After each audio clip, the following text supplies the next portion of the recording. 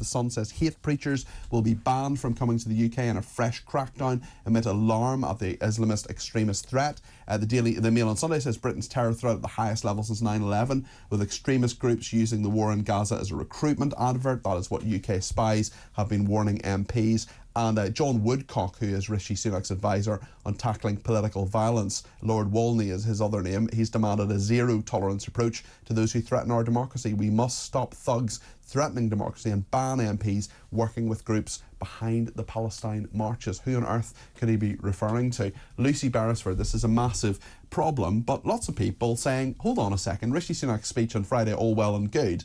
Has he just woken up to this? I was going to say, I thought there already was legislation that could make it harder for hate preachers anywhere. There's so much legislation around this that just needs to be implemented. I think it was in 2015 that Abu Hamza was, the legislation was created specifically so that we could actually end up sending someone like him to, life imprisonment. So that was in 2015. So I'm not quite sure. I think that was part of the problem with the speech on Friday night, is that even though the optics of it made it look incredibly dramatic, lectern, Friday night, dark, big lights, it looked like he was saying something really significant, but there didn't seem to be anything at all. Well, there have been lots of different types of reaction to it. Now, Vanessa felt I was on with her on Friday, being criticised for this because I think of what Vanessa said. Now, she had a perfectly human, perfectly normal reaction to say, well, actually, this is great, the Prime Minister is saying things that needed to be said, but lots of other people saying, well, actually, he's saying it far too late. What do you think, Jack?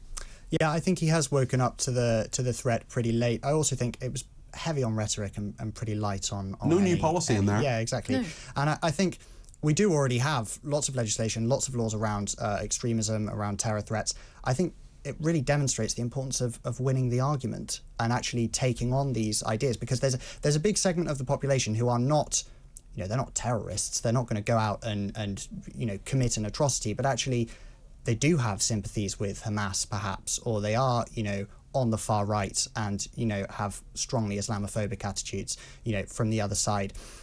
So you actually have to be prepared to take on those arguments. And I think that's kind of what Sunak tried to do on Friday. I think it would hold a lot more weight if he'd done this sooner and if he was prepared to stand up to his own MPs more swiftly, the likes he suspended Lee Anderson pretty immediately. But also, don't you think he could have done something during the whole campaign of Rochdale? I mean, part of the complaint on Friday night was, this is where we are, and George Galloway has won, and that's not a very good thing. That was, in essence, what the speech was about.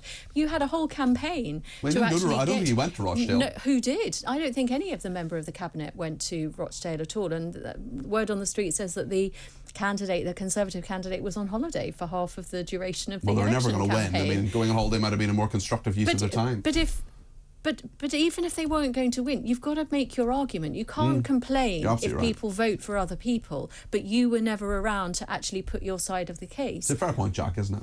Yeah, absolutely. And I think, on Lee Anderson, yes, he suspended him, but for the whole week, we had Tory MPs going on the media and not being prepared to explain exactly why Lee Anderson had been suspended. So I don't think Sunak and the Tory party at large have been clear about what they think on extremism. Well, they kept saying it was wrong, but they kept saying it was wrong, but not saying why. Although, really interestingly, I'm just Googling this on my phone because I get an email every day from Conservative Home. We often have William Atkinson or Henry Hill on from that website. And they've done a survey of Conservative Party members. They are Conservative Home, a really interesting website. They're the most in touch with Conservative Party members and what they really think. Almost 2/3 of party members opposing Sunak's suspension of Lee Anderson. They asked very, very plainly, was the Conservative Party right to suspend Lee Anderson? 30% of people said yes. Was the Conservative Party wrong? Was the Conservative Party wrong to suspend Lee Anderson? 64%, with about 5% don't knows, or so 4 or 5% of don't knows there. So the Conservative Party members who they were talking to don't think Rishi Sunak has done the right thing. No, and I think that poll, in a nutshell, is why I'm not a Conservative Party member these days. I think. Were you previously? Yeah. Okay, but you left? I left, yeah, because I think it's taken a big shift to the right on cultural issues and a big shift to the left in terms of economic issues, talking about the tax before. I think, we really need to win the argument here. And How do you do that? And it requires being honest. It requires being honest about the Islamist threat, which is real and present, and it requires... Rishi Sunak would say that's what he did on Friday. Yeah, he did. Absolutely. But from the other side, it means recognising the threat from Islamophobia, from the far right, and extreme nationalist attitudes too. I think also, we look at this story in The Sun this morning, we've got talk of stopping kind of extremist people who mean this country harm from coming into the country. That's all well and good. But a lot of these people who are performing these kind of acts of hate and intimidation, they're British. They're already here. Yeah, exactly. Yeah. So and they've been radicalised here. Well, we talked to a former Islamist yesterday. He was born in this country. He was brainwashed from the age of 6. Fascinating interview. You can go back and look at that on the app or at our website, talk.tv.